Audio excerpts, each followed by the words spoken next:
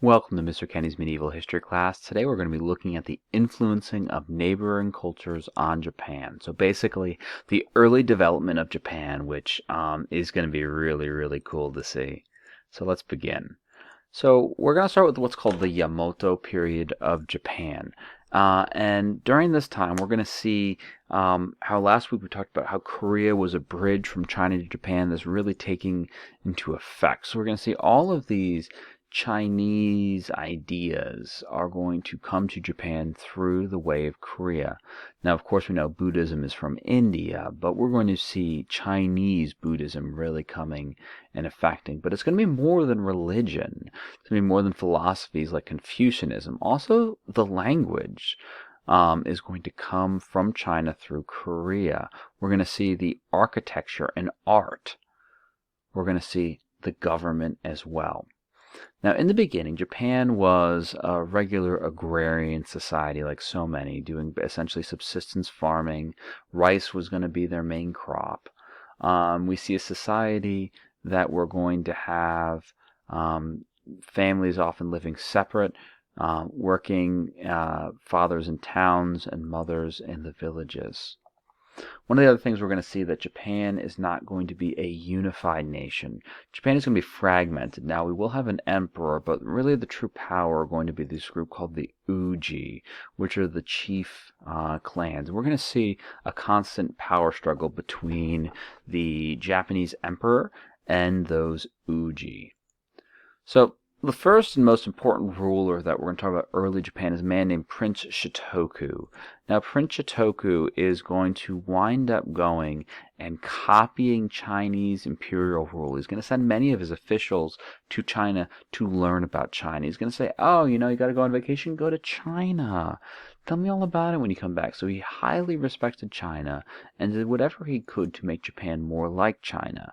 Now, think about this. China had a very strong emperor. So he's trying to create extra power with him. And he winds up creating a constitution, the 17-article constitution, which is going to take Chinese Confucianism, Buddhism, and bring those ideas into Japanese government, this moral code. Now, like I said, Prince Shotoku is trying to emulate, meaning copy, China.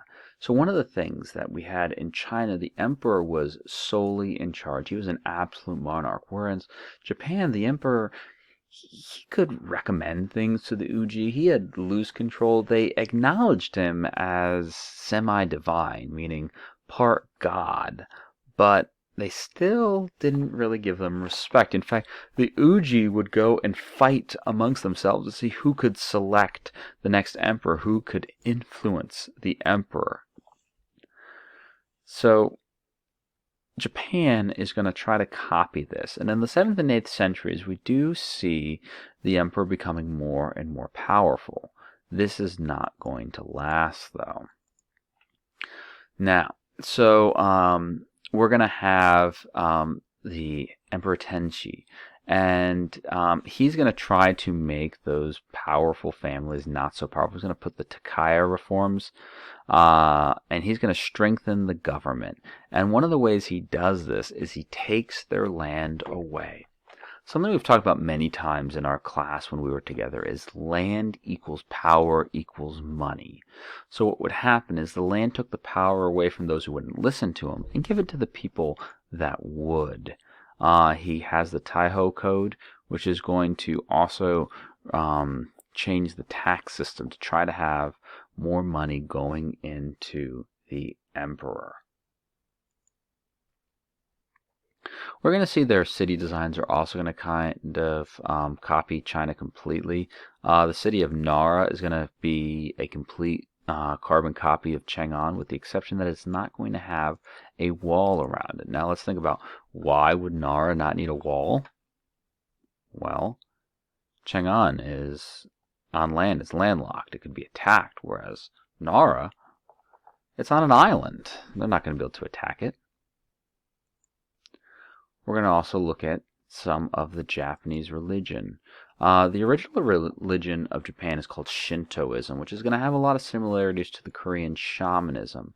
There's going to be a lot of respect for nature. Whenever we see anything like this is going to be a Shinto shrine. And the Japanese are going to worship spirits called kami. Now, important people, the wind, the trees, they have a kami. Kind of like the idea of maybe a soul. And Shinto is going to have this idea of having peace and unity with nature, respecting the kami. Now, when Buddhism comes to Japan, we see a real juxtaposition, this idea of trying to end suffering, trying to stop being reborn to go and obtain enlightenment. And we're going to see that Buddhism and Shintoism are going to wind up blending together. So how did Buddhism come to Japan? Well, it's going to come to Japan from Korea. The Korean king is actually going to send a huge parade. He's going to send a statue of the Buddha, but he's also going to have chanting monks, ringing gongs, books of prayer going and being read, many banters. And the thing is, the emperor had never seen anything like this, the emperor of Japan. But it wasn't the gongs or the monks that really moved him. The Emperor of Japan looked at the face of the Buddha statue and he said, "Wow, what dignity. This ought to be worshipped." And Japan will try to fully convert to Buddhism, and it will not be successful. As I mentioned on the previous slide, we're going to see a blending of the two religions. Just like how Buddhism is going to wind up blending into Hinduism in India, we're going to see how Buddhism and Confucianism is going to blend in China. We're also going to see that blend in Japan with Shinto and Buddhism. Now, the Japanese language was a spoken language. So when Chinese came, they started using Chinese characters called kanji to write Japanese words. Also, they wound up taking Chinese characters and called them kana, which they're going to then use them for syllables. And this is going to be a pretty complicated way of doing things. If you remember from our Hangul video, we saw that there are going to be hundreds and hundreds of characters that people are going to learn. There's going to be a lot of poetry written during this time called the Tanka poem in particular. It's kind of similar to a haiku, which is different numbers of syllables in the lines. If we were still in school, we would be working on a Tanka poem probably today. Oh, I miss those days. Here we just go and see some of the different art. I do want you to note the differences in the Buddhas. So we've seen different representations of the Buddha when we've been from India to Korea to China to Japan. And we'll notice that Chinese Buddhas are typically festively plump. They're a little bit more round, you could say. And for them, the Chinese Buddha is a symbol of good luck. The Korean Buddha is always so slender, always has the finger to the mouth. This represents speaking of the words of wisdom. And what's kind of cool is the Japanese Buddha is going to go and be a mix of in between. We see different regions have different versions of the Buddha. For if you went and saw a Vietnamese Buddha, you'll see, if you think the Chinese Buddha is festively plump, the Vietnamese Buddha is really, really, really big tummy.